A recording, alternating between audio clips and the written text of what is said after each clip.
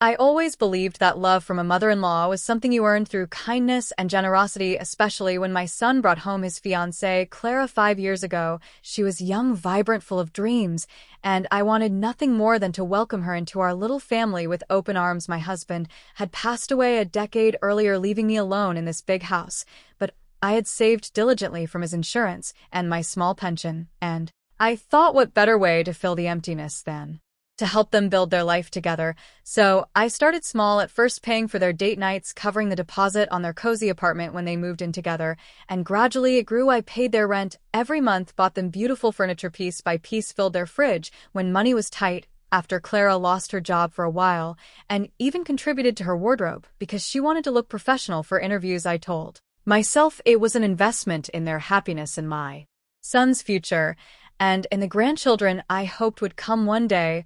I spent over $30,000 in those years, money that came from my retirement savings, but I never regretted it because every thank you from Clara, every hug from my son made it feel worthwhile. I planned for their wedding in my heart long before they announced the engagement. I picked out a lovely navy blue dress for myself, elegant and timeless, imagining how I would stand proudly beside them in photos. I saved for a generous gift, $5,000 set aside just for them to start their married life right. I even cleaned the house top to bottom, dreaming they might come celebrate here after the ceremony. I called my old friends, shared the joy, felt like a mother all over again. Then one afternoon I called my son, excited to ask about wedding dates. Clara answered the phone, and with this sweet, almost chilling smile in her voice, she said, "Oh, we already got married last weekend. It was very intimate, just close family and a few friends." My heart sank, but I held my breath, waiting for more. She continued, "We only wanted people who truly fit our vision, people who understand our modern love story." I stood there in my kitchen, phone in hand, feeling the world, till I asked quietly, "Does that mean I wasn't invited?" And she laughed lightly, saying, "Don't take it personally, Margaret. We didn't want anyone who might make it about old traditions or family obligations. It was about us, you understand, right?" My son in the background mumbled something about keeping it small, but I knew from the way his voice trailed off that he agreed with her. I hung up, feeling numb. That evening I couldn't help myself. I looked on social media, and there it was, photos of a beautiful garden ceremony, Clara in a stunning gown, my son beaming, her parents front and center, her siblings toasting, her friends laughing and dancing. A full celebration, not the tiny elopement they described. And there I was, nowhere, not even mentioned. It hurt deeper than I can describe, because for years I had been their safety net, their silent supporter, paying for the very life they were celebrating. The gown, I later learned, had been bought with money I sent for her birthday, the venue deposit covered indirectly through the rent relief I provided, and yet I was too old, too traditional, too involved to fit their vision. I cried that night, not loud sobs, but quiet tears soaking my pillow as I looked at the navy dress hanging in my closet untouched. Useless, I felt invisible, discarded, like an old piece of furniture they no longer needed, but kept around just in case. 2 weeks later the call came from Clara, her voice different now, softer, pleading, "Margaret, the rent is due tomorrow, and we're a bit short with the honeymoon bills rolling, and you usually send it around this time." I paused, feeling something shift inside me. All those years of automatic transfers, of skipping my own small pleasures to ensure their comfort, rushed back, and now, after excluding me from the most important day of my son's life, they called as if nothing had changed. I said calmly, "Clara, I think I've helped enough for people who don't consider me family." There was silence, then she stammered, "But you're like a mother to me. We've always appreciated you." I replied appreciation would have included an invitation, or at least not lying about how intimate it was. I hung up, and for the first time in years I felt a spark of strength. Not anger exactly, but clarity. I sat down and calculated everything: the rent for 4 years, groceries, furniture, gifts, emergencies. It came to over $40,000, money I could have used for a trip or home repairs or simply peace in my retirement, but I had given it freely, thinking it bought me a place in their hearts. Apparently, it only bought convenience. Days turned into weeks, and the calls increased, first apologetic, then demanding. My son left voicemails saying, "Mom, you're overreacting. It was Clara's idea to keep it small. We didn't want drama." I didn't respond. I changed the bank settings, canceled automatic payments, and started focusing on myself. I joined a local book club, took long walks, visited the salon for the first time in months, and slowly the pain turned into resolve. Then the unexpected visit happened one afternoon. I came home to find my front door unlocked, and voices inside, my son Clara, and a man in a suit going through my mail on the dining table. My heart raced, but I walked in calmly. "What is going on here?" Clara jumped up, smiling too widely. "Margaret, thank goodness. We were worried about you. This is Mr. Lawson, a family attorney. He's here to help with some concerns." My son looked uncomfortable, avoiding my eyes. "Concerns?" I asked. "Like what?" Mr. Lawson cleared his throat. "Mrs. Ellis, your recent behavior, cutting off contact, changing financial arrangements, it raises questions about your well-being. Your family is worried you might need assistance managing things." I realized then they were trying to have me declared incompetent to gain control of my remaining savings, the money my husband left for my security. Clara added softly, "We've seen how stressed you've been since Dad passed. Maybe it's time we help you, like you've helped us." The hypocrisy burned, but I stayed calm. I asked them to leave, and when they hesitated, I called the police, not dramatically, but firmly. The officers arrived, explained trespassing, and they left, promising it wasn't over. I changed the locks, installed cameras, and consulted my own lawyer, who confirmed this was elder financial abuse. Plain and simple. The battle escalated. They filed papers claiming paranoia, isolation, sudden irrational decisions, but I had records, bank statements, messages, witnesses from my new friends who saw my clarity, my joy returning. I underwent evaluations that proved my mind sharp as ever, and in court months later, I stood tall telling my story. The judge listened, the evidence spoke, and the case was dismissed. Not only that, but a restraining order was granted. I won back my dignity, my freedom, my life. After it all, I sold the big house, moved to a sunny apartment near the ocean, took the trip to Europe. I always dreamed of walking cobblestone streets in Italy, sipping coffee in Paris, feeling alive again. I heard through mutual acquaintances that they struggled for a while. Clara got a job, my son took extra shifts, and perhaps they learned something about independence. I hope so, but it no longer weighs on me. Today I am 72, surrounded by friends who choose me for me, not my wallet. I paint, I garden, I laugh deeply, and I know now that real love doesn't come with conditions or price tags. It simply is, and the greatest love I rediscovered was the one I owe to myself, the woman who gave too much for too long and finally learned to give to her own heart first. I always believed that love from a mother-in-law was something you earned through kindness and generosity, especially when my son Thomas brought home his fiancée, Clara, 6 years ago. She was young, vibrant, full of dreams about a perfect life, and I wanted nothing more than to welcome her into our little family with open arms. My husband Robert had passed away suddenly from a heart attack 12 years earlier, leaving me alone in this spacious 3-bedroom house we had bought together when Thomas was just a boy. The silence in those rooms was deafening at first, but I had saved diligently from his life insurance, my part-time bookkeeping job, and later my modest pension. I thought, what better way to fill the emptiness than to help them build their life together? It would keep me connected, give me purpose, make me feel needed again. So I started small at first, paying for their romantic date nights at nice restaurants when they were just dating, covering the security deposit on their first cozy apartment when they decided to move in together after 2 years. Gradually, it grew into something much larger. I paid their rent every single month without fail, bought them beautiful furniture piece by piece, the leather sofa they loved, the king-size bed for their master bedroom, the dining table where they hosted friends. I filled their fridge and pantry when money was tight after Clara lost her job during that difficult economic downturn, and even contributed to her wardrobe because she wanted to look professional for interviews and feel confident again. I told myself over and over that it was an investment in their happiness, in my son's future, and in the grandchildren I hoped would come one day and call me grandma with sticky hugs and bright smiles. I spent over $45,000 in those years, money that came straight from my retirement savings, but I never once regretted it because every grateful thank you from Clara, every tight hug from Thomas, every family dinner where they said how lucky they were to have me made it feel worthwhile. I felt like I was building something beautiful, a bridge between generations. I planned for their wedding in my heart long before they even announced the engagement. I daydreamed about helping choose flowers, tasting cakes together, maybe even hosting a bridal shower in my backyard. I picked out a lovely navy blue mother of the groom dress for myself, elegant and timeless with delicate lace sleeves, imagining how I would stand proudly beside them in photographs that would hang on walls for decades. I saved meticulously for a generous wedding gift, $8,000 set aside just for them to start their married life without worries, perhaps a down payment on a house or a dream honeymoon. I cleaned the house top to bottom every weekend, dreaming they might come celebrate here after the ceremony, filling these quiet rooms with laughter and music again. I called my old friends from the garden club, shared the joyful news, felt like a mother all over again, bursting with anticipation. Then one ordinary Tuesday afternoon, I called my son, excited to ask about possible wedding dates, so I could plan my calendar. Clara Answered the phone with this sweet, almost chilling smile in her voice that I could somehow feel through the line. She said, "Oh, Margaret, we already got married last weekend. It was very intimate, just close family, and a few friends who truly share our vision."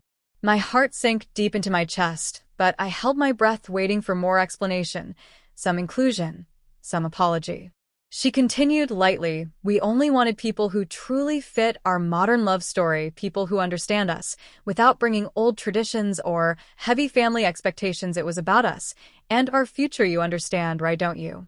My son in the background mumbled something soft about wanting to keep it small and simple, but I knew from the way his voice trailed off weakly that he fully agreed with her choice. I stood frozen in my kitchen, phone pressed hard against my ear, feeling the entire world tilt sideways like the floor had disappeared beneath me. I asked quietly with a voice that trembled, "Does that mean I wasn't invited at all?" And she laughed lightly, almost playfully, saying, "Oh, don't take it personally, Margaret. We didn't want anyone who might make it about old-fashioned obligations or drama. It was our day, purely about our love." I hung up slowly, feeling completely numb, my hands shaking as I placed the phone on the counter. That same evening, I couldn't help myself. I opened social media on my tablet, and there it was staring back at me in full color. Photos of a beautiful outdoor garden ceremony under twinkling lights, Clara in a stunning flowing white gown that must have cost thousands, my son Thomas beaming in his tailored suit, her parents front and center, smiling proudly, her siblings toasting with champagne glasses, her closest friends laughing, dancing, a full joyful celebration with catered food, live music, and at least 50 guests, not the tiny elopement they had described to me. And there I was, nowhere, not even mentioned in captions, not tagged, not acknowledged. It hurt deeper than any words can describe, because for years I had been their unwavering safety net, their silent, generous supporter, paying for the very life they were celebrating. That gown, I later learned, had been bought with money I sent for her birthday gift, the venue deposit covered indirectly through the monthly rent relief I provided, without question, the furniture in their home where guests probably gathered afterward, all touched by my hands, my money. Yet I was deemed too old, too traditional, too involved, too much of a reminder of obligations to fit their perfect modern vision. I cried that night alone in my bedroom, not loud dramatic sobs, but quiet, endless tears soaking my pillow as I opened the closet and looked at the navy dress hanging there untouched, useless, a symbol of dreams that would never come true. I felt invisible, discarded, like an old piece of furniture they no longer needed, but kept around just in case for emergencies. 2 weeks later, exactly 14 days after that devastating revelation, the call came from Clara, her voice completely different now, softer, pleading, almost desperate. "Margaret, the rent is due tomorrow, and we're a little short with all the unexpected honeymoon bills rolling, and you usually send the transfer around this time. Could you help just this once more?" I paused longer than ever before, feeling something powerful shift deep inside my soul. All those years of automatic transfers, of skipping my own small pleasures like new clothes or dinners out to ensure their comfort, rushed back in vivid memory. And now, after deliberately excluding me from the most important day of my son's life, they called casually, as if nothing had changed, as if I should just continue being their financial lifeline. I said calmly, with a steady voice that surprised even me, "Clara, I think I've helped enough for people who don't consider me family, who don't see me as someone worthy of sharing their joy." There was a long, heavy silence, then she stammered, "But Margaret, you're like a mother to me. We've always appreciated everything you've done. We never meant to hurt you." I replied gently but firmly, appreciation would have included a simple invitation, or at least not lying about how intimate and small it truly was, telling me the truth instead of hiding behind excuses. I hung up softly, and for the first time in many years I felt a small spark of inner strength, not burning anger exactly, but crystalline clarity about my own worth. I sat down at my kitchen table that evening with a notebook and calculator and began tallying everything carefully: the rent payments for 6 full years, groceries, furniture, appliances, gifts for birthdays, holidays, anniversaries, emergency medical bills, car repairs. It came to over $52,000, precise money I could have used for a long-dreamed cruise, or extensive home repairs, or simply peaceful, secure retirement, but I had given it all freely, thinking it bought me an eternal place in Their hearts apparently, it only bought temporary convenience and access when needed. Days turned slowly into weeks, and the calls increased, first apologetic, then confused, then demanding. My son left long voicemails saying, "Mom, you're overreacting. It was Clara's idea to keep the guest list small and modern. We didn't want any drama or old expectations. Please understand." I didn't respond, not once. I changed my bank settings, canceled all automatic payments, and started focusing entirely on myself for the first time in decades. I joined a local book club where kind women shared stories and laughter. I took long, peaceful walks in the nearby park, breathing fresh air deeply. I visited the salon for a full makeover for the first time in years, cutting and coloring my silver hair into a stylish bob that made me feel younger, alive. Slowly, gradually, the deep pain turned into quiet resolve, into a determination to reclaim my own life. Then, the unexpected visit happened one sunny Saturday afternoon. I came home from grocery shopping to find my front door slightly unlocked and voices drifting from inside my own living room. My heart raced with fear, but I walked in calmly, carrying my bags. "What is going on here? Please explain." Clara jumped up from my sofa, smiling too widely, too brightly. "Margaret, thank goodness you're home. We were so worried about you. This is Mr. Lawson, a respected family attorney. He's here to help discuss some important concerns about your well-being." My son Thomas sat nearby, looking deeply uncomfortable, avoiding my direct gaze, shifting in his chair. "Concerns?" I asked quietly, placing my bags down. "What kind of concerns exactly?" Mr. Lawson, a stern man in an expensive suit, cleared his throat professionally. "Mrs. Ellis, your recent sudden behavior, cutting off all contact, changing long-standing financial arrangements without discussion, it raises serious questions about your current mental well-being. Your family is genuinely worried. You might need professional assistance managing daily affairs and finances moving forward."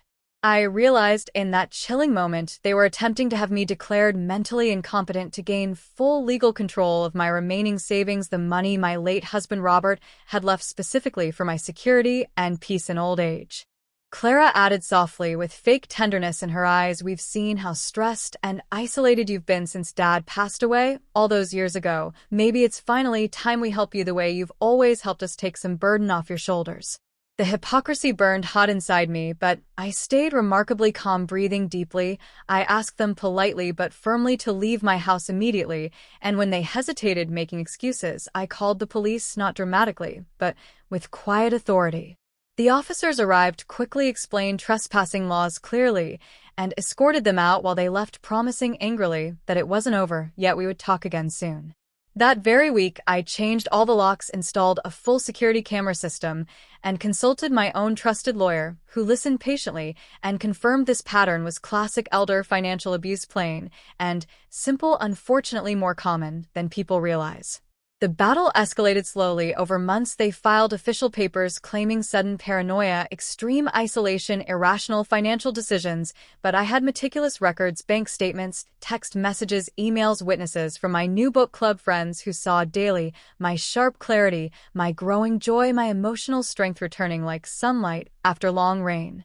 I underwent thorough professional evaluations that proved beyond doubt my mind was sharp as ever, quicker than many women half my age, and in court months later, under bright lights, I stood tall in my favorite suit, telling my entire story calmly, the $52,000 spent willingly over years, the deep humiliation of deliberate exclusion, the constant subtle emotional manipulation, the violation of my home and privacy, the escalating legal threats. The judge listened, carefully reviewed all evidence, and the case was dismissed completely. Not only that, but a permanent restraining order was granted, protecting me fully. I won back not just my money, but my dignity, my freedom, my right to live without fear or guilt.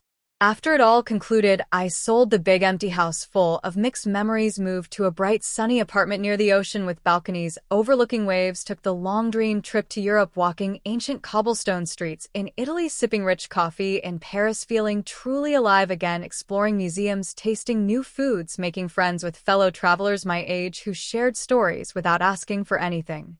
I heard quietly through old mutual acquaintances that they struggled financially for a long while. Clara finally found steady work. My son took extra shifts, and perhaps slowly the hard adversity taught them something valuable about true independence and honest effort that my endless generosity never could. I genuinely hope so from a distance, but it no longer weighs heavily on my heart or mind. Today at 74, I am surrounded by genuine friends who choose my company simply for me, not for what I can provide or pay. I paint beautiful watercolors of flowers and landscapes in morning light. I garden peacefully, growing roses that bloom brighter than ever. I laugh deeply from my soul, and I know now with absolute certainty that real love never comes with hidden conditions or secret price tags. It simply flows freely, and the greatest, most healing love I rediscovered was the one I finally owed to myself, the woman who gave far too much for far too long, and ultimately learned to give generously to her own precious heart first always. Hope you enjoyed the video. If you found it helpful, don't forget to subscribe to Liberty Legends for more. Hit that like button to support the channel, and I'll see you in the next one. Thanks for watching.